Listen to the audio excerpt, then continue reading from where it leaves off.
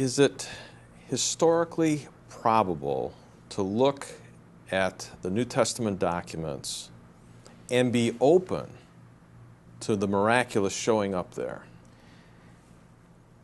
I think that a person who turns to the New Testament documents to assess the credibility of the portrait of Jesus that they paint for us has to be open to the possibility of a miraculous Jesus emerging. Otherwise, he begs the question. If you come to these documents with the presupposition of naturalism, that the miraculous does not occur, then your conclusions are already built into your presupposition. Of course, what will emerge from your research is a purely human Jesus, a purely naturalistic Jesus. But that's not the result of the evidence, that's the result of your presupposition that says that these things cannot be real, these things cannot happen.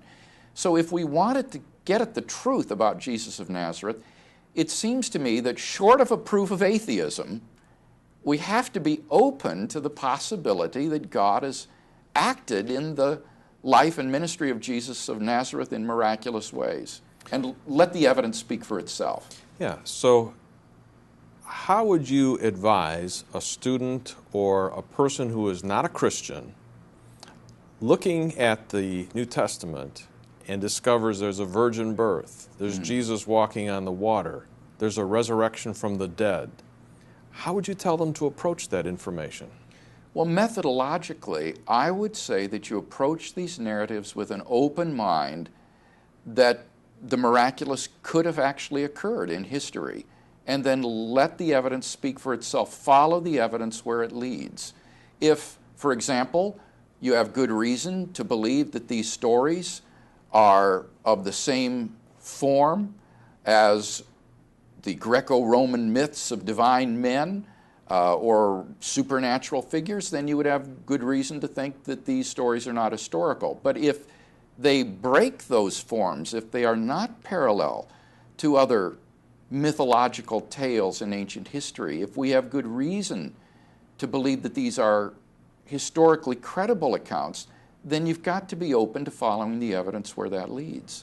Then, are you opening the door, if the miraculous is possible, for other religious accounts, Book of Mormon, Islam, other religions? Oh, absolutely. I think that you have to be open to letting the evidence lead you to the conclusions that it points to.